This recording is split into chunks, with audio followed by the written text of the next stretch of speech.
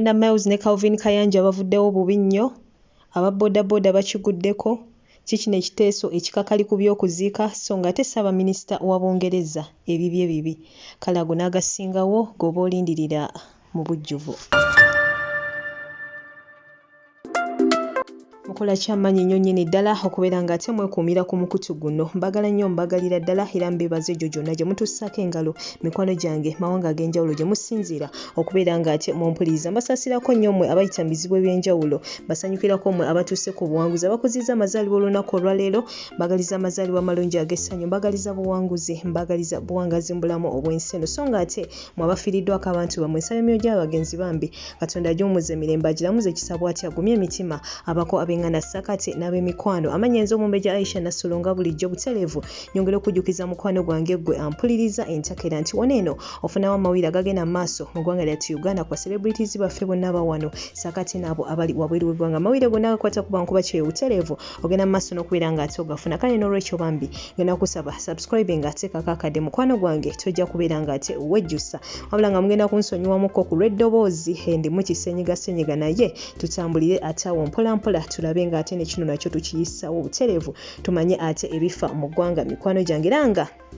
bwentyo ngenda kuba ate ntandika n'ekiteeso gavumenti kyagenze mu maaso n'okubeera ng'ate ereeta nga kino nno kyakubeera ng'ate bakomya bodaboda okubeera ng'ate zijja mu Uganda mbu ze zimu ate kuzisibye obumenyi bw'amateeka mu Uganda. Gwampuliriza kinene okyogerako ki ddala kituufu bodaboda ze zisinze okubeera ng'ate zisiba obumenyi bw'amateeka mu Uganda, oba waliwo ensonga endala ennene ezeetaaga okubeera ng'ate gavumenti ezikwatako? Ekyo nkikulekedde buteerevu ojja kuba ate munange oteessaako naffe awo mu comment section. Tebaakomyawo era still balina n'ekiteeso kye baleese ku by'okuziika era nga we batyo bagamba nti okuziika kuteekeddwa kubeera ng'ate munnange kubeerawo ku weekend kwokka. Mukwano gwange waliwo ekiteeso ate ekikubaganyizibwako ebirowoozo era weekityo nga kino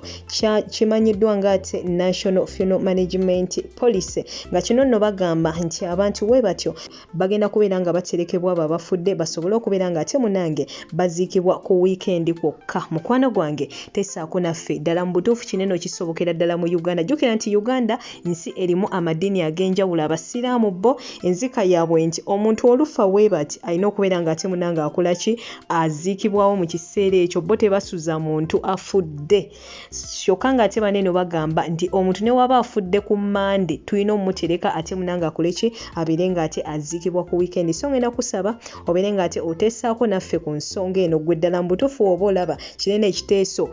ababaka baffe kye bagenda mu maaso n'okubeera ng'ate baleeta ku bizibu bye tulina ebingi mu Uganda. Ddala mu butuufu kino nakyo kizibu kyaffe ekyokubeera nga abantu bateekeddwa kubeera ng'ate baziikibwa ku weekend kwokka.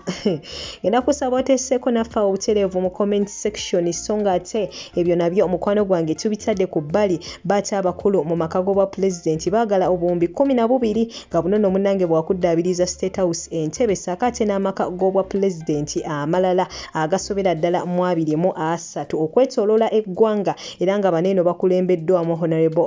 Ogwanga. Kale no munnange bye byate ebiteeso ebimu ku bigenda mu maaso mu paliyamenti yaffe eya Uganda. Ndowooza naawe munnange obiwulidde bulungi nnyo nnyini ddala. Okusookera ddala bodaboda zibeere ng'ate zikola ki, munnange ate zirekerawo okubeera ng'ate zijja mu Uganda nti ze zivaako obumenyi bw'amateeka. Ekyokubiri ti munnange ate okuziika kubeerengawo ku weekend kwokka. Ekyokusatu mbu munnange baneeno bo ate baagala obuwumbi 12 okuddaabiriza amaka g'obwa pulezidenti. Ddala mu butuufu ku mawulire gano ge nnaakasomako, amawulire gano ag'emirundi 3 mukwano gwange ampuliriza gwe kikyogogerako. Ddala mu butuufu bye bino ebizibu eby'amaanyi ababaka baffe abalungi bye bandibaddeko ng'ate munnange bakwatako ku bizibu eby'amaanyi ate bye tulina mu ggwanga lyaffe Uganda. Si byangu n'akamu n'akeddagala so ng'ate we tugendako ate wali wabweru w'eggwanga munnange ate ababaka ba paliyamenti mu Bungereza we batyo baagala Ssaabaminisita Boris Johnson bw'ati agende mu maaso n'okubeera ng'ate alekulira era nga baneeno kye bamulanga kwe kubeera ng'ate munnange yamenya amateeka g'omuggalo gwa korona era nga bagamba mbu ono saakaati ne bakozi banne abalala bwe batyo bateekateeka akabaga era we batyo ne bagenda ne bakeetabako butereevu ne bagenda mu maaso n'okubeera ng'ate bakola ki, bamenya amateeka bo kennyini ge beeterawo ate mukwano gwange aga COVID-19. Ssaabaminisita ono Boris Johnson owa Bungereza yavuddeyo bw'atyo ne yeetonda wabula bano ababaka ba paliyamenti baalumya bafulumye n'ogwengulu ne bagamba nedda ssebo tetusobola kugenda maaso nakubeera nga ate munaye tukola ki tukusonyiwa kubanga bunene obubanga obunnanfusi gwe wennyini okera ku makya n'obaga amateeka ate munange n'ogenda maaso n'okubeera nga ate ogemenyera so munange bye byate ebigenda maaso eruuyi eyo mu ggwanga eryo erya Bungereza wabweru w'eggwanga eyo gye nkututte ye Ssaabaminisita ebibye munange si birungi n'akamu n'akeddagala binaggwerawa toseetuka subscribing ate kakakadde butereevu byonna ojja kuba ate mukwano gwange obimanya so nga ate gengenda okubeera nga ate nsembyayo nga butereevu ngenda kuba ate nkulekerako ne vidiyo eno gega munnaffe ono Calvin Kayanja saka ate ne munne Brenda Miles bano nno bamalidde eddala ebbanga nga beesojja ono waaweereza ono wazzaayo ono waaweereza ono wazzaayo kati no munange entabwe ku mulundi guno yavudde ate munange ku boyfriend wa Brenda Miles ono omupya gwe yafuna era bw'atyo n'atutegeeza nti yoyo munange gwajja okufumbirwa era butereevu abeere ne taata w'abaana be Brenda Miles kinajjukirwa nti emabega kaawo bambi yali birthday era bambi bw'atyo yategekera ddala birthday eyali ennene okamala era bambi ne boyfriend we ono bw'atyo yajja n'abeerawo bubi nnyo era bwe batyo ekintu ne bagenda mu maaso n'okubeera ng'ate bakikwasaganya so munange Calvin Kayanja awo entabwe we yavudde n'agenda mu maaso n'okubeera ng'ate akomerera bawa Brenda Miles bubi nnyo ng'agamba nti gwe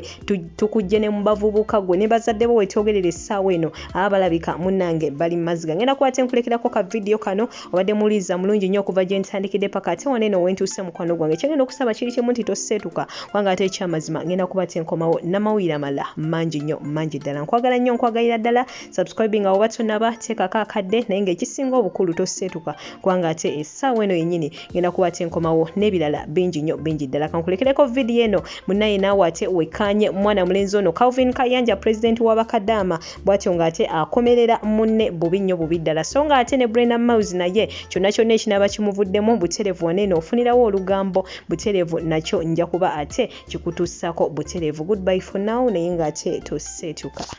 mulimu sitoole z'olaba ku mwana w'omulenzi nga yagenda ebweru okupakasa n'ogenda n'olongoosa ne ku bijja ndisaba yonna guno omulambo tugusuubira mulimu ebifaananyi ebijja ku ssemuyo n'okubako n'emitala noga nti abaayi mujje twongere okulongoosa ku bijja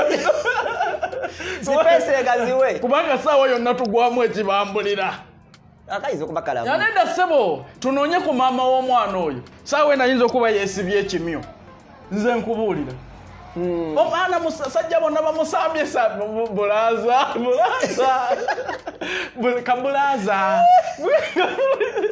kabulaaza gwatenenjala wadde mmere ki omwana Dubai yonna emusambye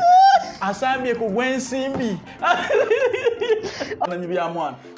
bagundi nga mugudde nnyo valyu muvubuka omuto neetegereza nnyo ndaba bamulema nizima mikono ayina ebiri n'amagulu aga nigamba muvubuka ono kiki ekibi kikuye kikiruwa mmere gye baaliisa ayina kizibu ki omuvubuka omuto kutuuka yakajja Dubai excitement olimu excitement kyo kyonoonya njogera nga maama wo ssebo bwana ono yatumasemuja gwe tukulangiridde era tugobye mu bavubuka nze nkubuulira teri muvubuka ayinza kwetulisiza akaatya bomu gw'osazeewo tulukire ku CPS ng'abeera ADF nedda ssebo wandikoze ebibi byonna e Dubai ne n'otakola kibi ekyo kinene nnyo yandikoze wandibye omuwalabu wandikubye omuwalabu wandituvumye singa obadde oyagala tukumanye naye ekyo kyewakoze ate kyekibi ekisingayo